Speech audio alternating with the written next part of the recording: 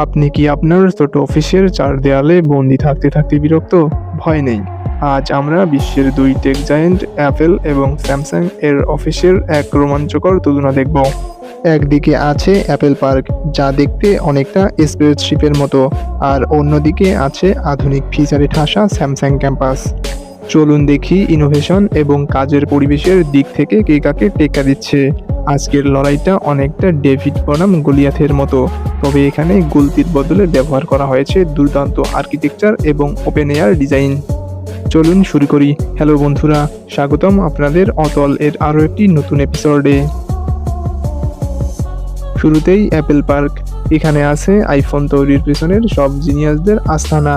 অন্যদিকে স্যামসাং ক্যাম্পাসে এর মেধাবী সব কর্মীদের এক আধুনিক মিলনস্থল। Apple park design. এর বিশেষত্ব হলো প্রাকৃতিক আলো এবং ইনডোর আউটডোর স্পেসের এক চমৎকার সমন্বয়। এর কাচের দেয়াল দিয়ে বাইরের প্রাকৃতিক সৌন্দর্য উপভোগ করা যায়, যা কর্মীদের জন্য প্রশান্তিদায়ক। Samsung campus design. স্যামসাং বেশি গুরুত্ব দিয়েছে কমিউনিটি ফিল বা সবার সাথে মিলেমিশে কাজ করার উপর। এখানে আছে ওপেন গ্যাদারিং এরিয়া এবং সৃজনশীলতা বাড়ানোর জন্য বাঁকানো architecture. Open air office concept. আচ্ছা বলুন তো, ওপেন এয়ার অফিস মানে কি অফিসের ছাদে বড় একটি গর্ত থাকা? এর উত্তর হচ্ছে না। আসলে এটি এমন এক কাজের পরিবেশ যেখানে বাইরের প্রকৃতিকে অফিসের ডিজাইনের সাথে যুক্ত করা হয়।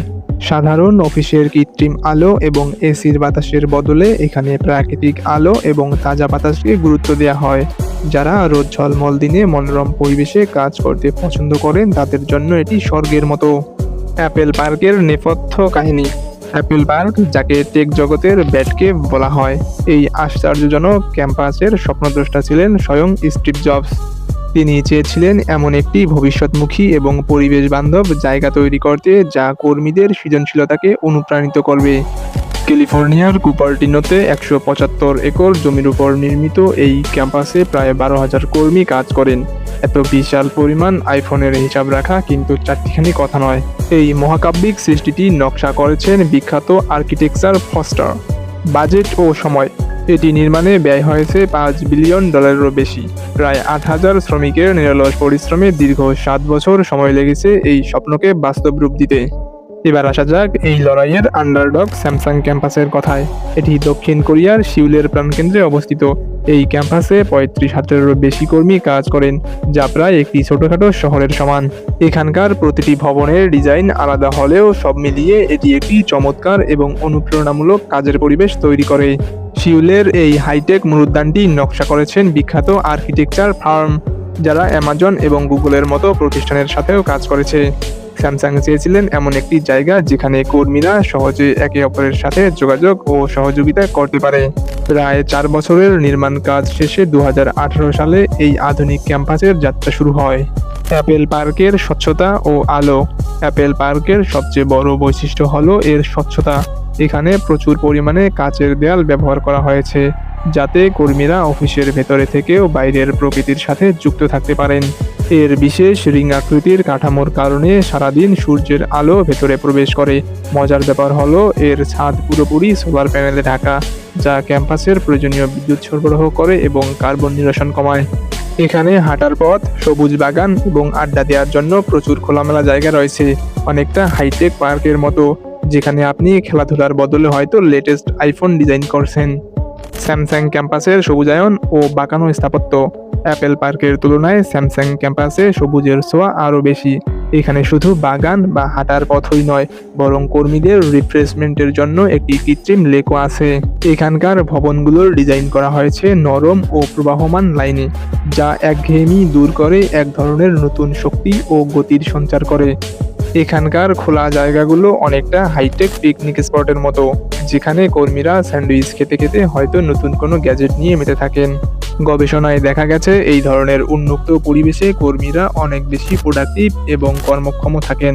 প্রাকৃতিক আলো এবং তাজা বাতাস কর্মীদের মনকে সতেজ রাখে, যা কাজের গতি বাড়িয়ে দেয়। জানালাহীন ছোট রুমে 8 ঘন্টা বন্দি থাকার চেয়ে প্রকৃতির সান্নিধ্যে কাজ করা কর্মীদের কাজের প্রতি আগ্রহ বাড়িয়ে দেয়। এই ধরনের অফিসগুলো টেকসই ডিজাইনের উপর ভিত্তি করে তৈরি করা হয়, যা পরিবেশের ক্ষতি কমায় এবং বিদ্যুৎ সাশ্রয় করে। ওপেন স্পেসের সবচেয়ে বড় সমস্যা হলো শব্দ। পাখির কিচিরমিচির শুনতে ভালো লাগলেও পাশের সহকর্মীর উচ্চস্বরে কথা বলা বা হাসাহাসি কাজে ব্যাঘাত ঘটাতে পারে। এমনকি ফোনে গোপনীয় কথা বলাও এখানে বেশ কঠিন। চারপাশে অনেক মানুষ একসাথে কাজ করায় মনোযোগ ধরে রাখা কষ্টকর হতে পারে। ধরুন আপনি জরুরি রিপোর্ট লিখছেন, আর ঠিক তখনই আপনার কোনো সহকর্মী তার কিউট কুকুরছানা নিয়ে অফিসে হাজির হলেন। আপনার মন তখন কাজের চেয়ে কুকুরের দিকেই বেশি থাকবে। যারা নিরিবিলিতে একা কাজ করতে পছন্দ করেন তাদের জন্য এই ধরনের ওপেন এয়ার অফিস কিছুটা চ্যালেঞ্জিং হতে পারে। অ্যাপেল পার্কের দর্শন। অ্যাপেলের মূল লক্ষ্য ছিল ইনডোর এবং আউটডোরের মধ্যে কোনো পার্থক্য না রাখা। তাদের 175 একরের বিশাল এলাকায় হাঁটার পথ, বাইক ট্রেইল এবং একটি বিশাল কেন্দ্রীয় পুকুর রয়েছে। এটি অনেকটা আইফোন ভর্তি একটি নেচার প্রিজার্ভ এর মতো। স্যামসাং ক্যাম্পাসের দর্শন। স্যামসাং একটু ভিন্ন পথ বেছে নিয়েছে। তারা শুধু কাঁচ আর স্টিলের ওপর নির্ভর না করে বাঁকানো কাঠামোর ভবন তৈরি করেছে, যা ল্যান্ডস্কেপের সাথে মিশে যায়। স্যামসাং এর ছাদে বাগান এবং রিফ্লেক্টিং পুলের মতো দারুণ সব ফিচার রয়েছে। তাদের ভবনগুলো এমনভাবে তৈরি যা প্রাকৃতিক বাতাস চলাচলের সাহায্য করে, ফলে কর্মীদের মনে হয় না যে তারা কোনো গ্রিনহাউসে বসে আছেন। সামগ্রিকভাবে বলতে গেলে অ্যাপেল পার্ক এবং স্যামসাং ক্যাম্পাস উভয়ই ওপেন এয়ার অফিস স্পেস তৈরি করতে অত্যন্ত সফল, তবে তাদের কাজের ধরন আলাদা।